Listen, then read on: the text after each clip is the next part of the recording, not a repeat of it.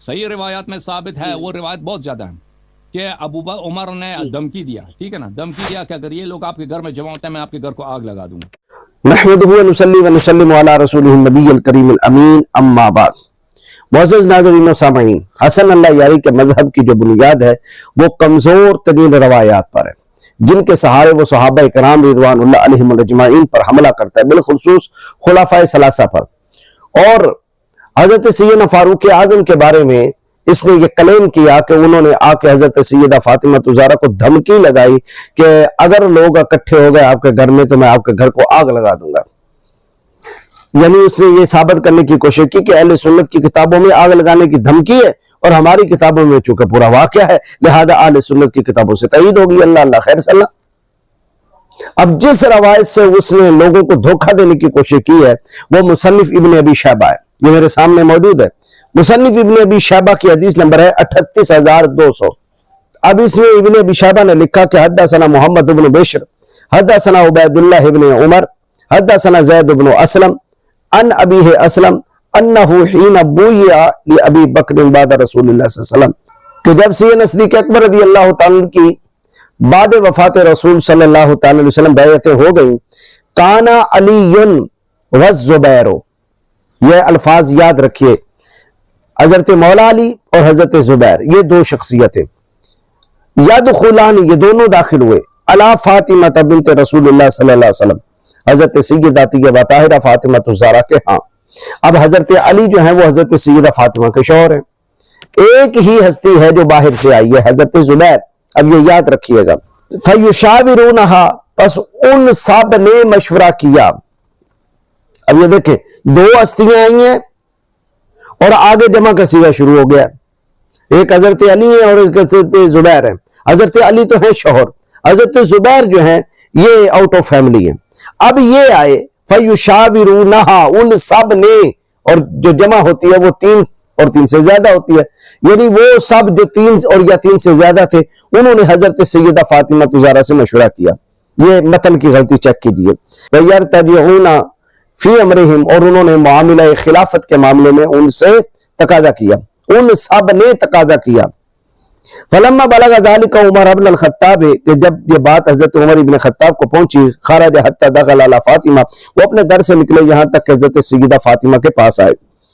اچھا جب سیدہ فاطمہ کے پاس آئے ہیں اب توجہ کیجئے گا، فقالا، انہوں نے کہا، یا بنت رسول اللہ صلی اللہ تعالی علیہ وسلم، اے رسول اللہ صلی اللہ علیہ وسلم کی شہزادی، واللہ ما من الخلق احد احب الینا من ابیک، کہ پوری مخلوق میں مجھے آپ کے بابا سے زیادہ کوئی محبوب نہیں تھا، وما من احد احب الینا بعد ابیک منک، اور آپ کے بابا کے بعد آپ سے زیادہ مجھے کوئی محبوب نہیں ہے، وَأَيْمُ اللَّهِ، اور خدا کی قسم ما ذاک بمانی ایّا، مجھے یہ محبت جو اہل بیت کے ساتھ رسول اللہ صلی اللہ علیہ وسلم کے ساتھ ہے اس بات سے مجھے مانے نہیں کرے گی، منع نہیں کرے گی کہ کیا ان اجتمع ہؤلاء النفر، ہؤلائی جمع ہے اور جمع تین سے زیادہ، تین اور تین سے زیادہ کے لیے بولی جاتی ہے، النفر، اور نفر جو ہے وہ 3 سے لے کر 10 تک کے افراد ہیں، اگر یہ 3 سے لے کر 10 تک کے افراد جمع ہوئے اندکی آپ کے پاس، جبکہ کتنے آئے، ایک زبیر، ایک سیدنا زبیر، اور حضرت مولا علی تو ہیں ہی شوہر، ان کا اپنا گھر تھا، باہر سے تو ایک ہی فرد آیا، لیکن جمع کسی کا متن چیک کیجئے گا، متن کی غلطیاں، جس بنیاد پہ حسن اللہ یاری جو ہے وہ حضرت فاروق اعظم پہ حملہ کر رہا ہے۔ اگر پاگل کے بچے کچھ عربی پڑھی ہوتی تو تجھے سمجھ آتا نا کہ حضرت زبیر اکیلے آئے، ایک کے لیے واحد کا صیغہ آتا ہے، جمع کا صیغہ آتا ہے۔ ان اجتمع ہؤلاء النفر، اگر یہ نفر جمع ہو گیا اندکی آپ کے پاس، اگر یہ نفر یعنی 3 سے لے کر 10 تک کے لوگ جمع ہو گئے، ان آمر بہم، تو میں حکم کروں گا ان کے بارے میں، ہم جمع، ان یحرق علیہم البیت، کہ ان سب یعنی جمع افراد کے اوپر جو ہے وہ آگ گھر جلا دیا جائے۔ آپ اندازہ فرمائیں، حضرت زبیر اکیلے ہیں، حضرت مولا علی تو ہیں گھر والے، باہر سے حضرت زبیر آ کے مشورہ کر رہے ہیں، لیکن حضرت فاروق اعظم کیا کہہ رہے ہیں، جمع کے صیغے بول رہے ہیں، یہ جو مشاورہ کر رہے ہیں، اگر یہ آئے سارے جمع ہو گئے تو میں آگ لگا دوں گا۔ آپ اندازہ کریں کچھ، یہ کمزور متن اور گڑبڑ متن کے اوپر آپ حضرت سیدنا فاروق اعظم کے ایمان پر حملہ کر رہے ہیں۔ اور آگے کیا لکھا ہے، قال فلما خرج عمر، जाऊहा, जब हजरत उमर चले गए तो वो सब आए सैयदा फातिमा के पास, वो सब आए। अब तवज्जो कीजिएगा, फकालत तालमून अन्ना उमर कद जाअनी, तो हजरत सैयदा तैयबा ताहिरा फातिमा ज़हरा ने कहा, तालमून, तुम जानते हो कि अन्ना उमर कद जाअनी, कि बेशक उमर मेरे पास आया था।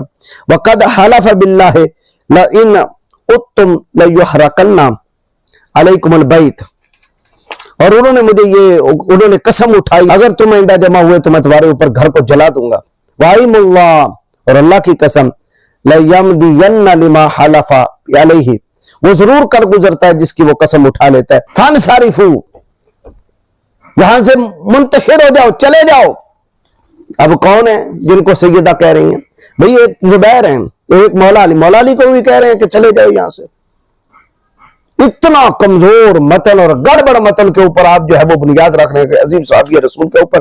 अच्छा, फिर मैं आपको, ये तो है मतन की गलतियां। अच्छा, ये उस वक्त भी कह रहे हैं कि जब मौला अली भी साथ पास नहीं थे, सैयदा फातिमा ज़हरा के पास हजरत फारूक आज़म आके ये बात कह रहे हैं। हजरत अली नहीं है और हजरत सैयदा फातिमा ज़हरा सुन भी नहीं है, उनके पास आए, ये अल्फाज हैं कि दाखिला अला फातिमा था। अब मुझे बताइए, क्या मौला अली की गैर मौजूदगी में कोई और सहाबी हजरत सैयदा फातिमा ज़हरा के घर आ सकता है?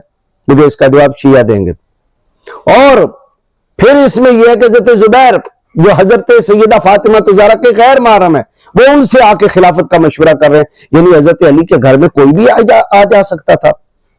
आप कुछ ख्याल तो करते कि ये मतन क्या बता रहा है। अगर इस पर ईमान ला के आप सहाबी पे हमला करते हैं, इस रवायत को बुनियाद बनाकर, इस रवायत पर यकीन करके एक अजीम सहाबी पर हमला आवर होते हैं, तो सैयदा फातिमा ज़हरा के पर्दे और हया पर भी हमला आवर होना पड़ेगा। क्यों कि हजरत जुबैर भी आ रहे हैं, कोई रुकावट नहीं, हजरत फारूक आजम भी आ रहे हैं, कोई रुकावट नहीं, जबकि उनका पर्दा तो इतना था कि शम्स व कमर ने भी उनके जो है वो दुपट्टा तक ने देखा। और कयामत के दिन आवाज आएगी जब सैयदा फातिमा ज़हरा पुल सिरात पार कर रही होंगी, आवाज आएगी, ए अहले माशर, अपनी गर्दनें झुका लो, फातिमा बिनते मोहम्मद 70,000 हूरों के साथ पुल सिरात पार करने वाली है। और मौला कायनात शर यज़दा क्या किसी गैर महरम को अपने घर में लेकर अपनी बीवी से मशवरा करवाएंगे? अगर इस रवायत पर ऐशियो आपको यकीन है, हमारा कोई यकीन नहीं, क्योंकि मैं अभी इसकी सनद पे भी बात करता हूं कि इसकी सनद कितनी कच्ची है। और इस रवायत की बिना पर आप सहाबा इकराम और अहले बैत की दुश्मनियां पैदा करने की कोशिश करते हैं। कुरान तो रहमाओ बैनहुम उन्हें कहता है कि ये आपस में बड़े नर्म है। इसकी सनद चेक कीजिए। अब सनद में इसके आता है हद्दसना मोहम्मद बिन बिश्र, मोहम्मद बिन बिश्र रवायत करता है। अब ये मोहम्मद बिन बिश्र कौन है? ये मेरे पास मीज़ानुल इत्तिदाल है अल्लामा ज़हबी की, जिल्द 6, आपने सफ़ा 80 के अंदर मोहम्मद बिन बिश्र नाम के जो बंदे हैं वो बयान किए और फरमाया कि एक मोहम्मद बिन बिश्र अत-तनसी है। उज़ाई और सईद बिन अब्दुल अजीज ये दोनों कहते हैं, हाकिम बयान करते हैं कि लैसा बिल कवी, ये कवि नहीं है, एक मोहम्मद बिन बिश्र कवि नहीं है। 4 मोहम्मद बिन बिश्र बयान हुए इमाम ज़हबी के नजदीक। पहला जो है मोहम्मद बिन बिश्र अत-तनसी, इमाम हाकिम कहते हैं कि लैसा बिल कवी, ये कवि नहीं है। दूसरा मोहम्मद बिन बिश्र मदनी, उसके बारे में उमर बिन नुहै कहते हैं वाहिन, ये वाही है, यानी वाहियात किस्म की और इधर उधर की अखबारी रवायात पकड़ के बयान करने वाला। और तीसरा मोहम्मद बिन बिश्र है, इसके बारे में अल खतीब कहते हैं कि अल मजहूल, पता ही नहीं ये बंदा कौन है। और चौथा मोहम्मद बिन बिश्र बिन शरीक अन-नखी अल-कूफी, इसके बारे में लिखा है शेख इब्ने उकदा लिखते हैं मा हुआ भी उम्दा, ये बंदा उम्दा है ही नहीं, मोतबर ही नहीं है।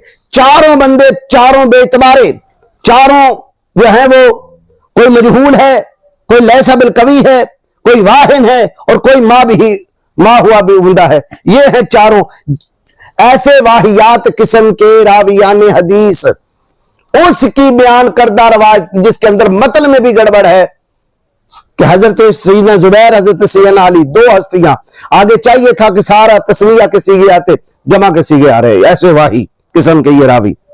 पीछे 2 हस्तियां बयान की, आगे सारी जमा बयान कर दी। मतन में गड़बड़ करने वाले और मोहम्मद बिन बिश्र जो है ही वाही किस्म के, इन रावियों की रवायत पर एतबार करके हसन अल्लाह यारी जो है वो अपने मजहब की बुनियाद रख रहा है। वाह सुबहान अल्लाह, ऐसे मुकदमा जीता जाता है। और दूसरा जो रावी है ये अबैदुल्लाह बिन उमर, جس نے زید بن اسلم سے سنا، اور زید کہتا ہے میں نے اپنے بابا اسلم سے سنا. میں اسلم پہ بات ہی نہیں کرتا، میں ان بنیادی راویوں پہ آتا ہوں کہ جن سے مصنف ابن ابی شیبہ نے روایت لی. عبید اللہ بن عمر، اب اس کے بارے میں بھی سن لیں. عبید اللہ بن عمر کے بارے میں امام ذہبی نے میزان الاعتدال جلد 5 کے اندر لکھا، عبید اللہ بن عمر نام کے 2 ہی بندے ہیں. ایک ہے عبید اللہ بن عمر بن موسیٰ التیمی، اور دوسرا ہے عبید اللہ بن عمر البغدادی.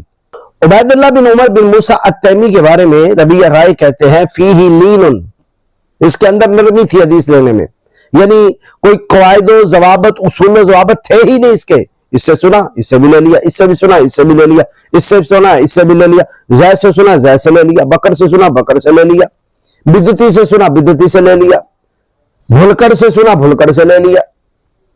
اب یہ ہے ایک راوی اس کا. اور دوسرا عبید اللہ بن عمر البغدادی، اس کے بارے میں لکھا ہے کہ وَرَوَا أَمَّنْ لَمْ يَلْحِقْ، وہ اس سے بھی روایت بیان کرتا ہے جس سے اس کی ملاقات ہی نہیں ہوتی. ملاقات ہی نہیں، بیان کر رہے کہ فلاں بندے نے مجھ سے یہ کہا. یہ ہے اس، یعنی 2 عبید اللہ بن عمر ہے، اور دونوں کے بارے میں جو ہے وہ جرح ہے. کوئی ایک بھی ایسا نہیں جس کے بارے میں تعدیل ہو. محمد بن بشر قابل اعتبار نہیں، عبید اللہ بن عمر قابل اعتبار نہیں، اور متن گڑبڑ. ایسی حدیث کے اوپر جو ہے وہ مذہب کی بنیاد رکھی جاتی ہے. قُلْ هَاتُوا بُرْهَانَكُمْ إِن كُنتُمْ صَادِقِينَ، لاؤ کوئی ایسی دلیل کہ جس کے اندر ہو متن بھی ٹھیک ہو، سند بھی ٹھیک ہو، متن میں بھی گڑبڑ نہ ہو، اور متن بھی قرآن کے مطابق ہو. لاؤ کہ جس پر اپنے تم مقدمہ کی بنیاد رکھ سکے. اللہ تعالیٰ تمہارے شر سے امت مسلمہ کو محفوظ فرمائے.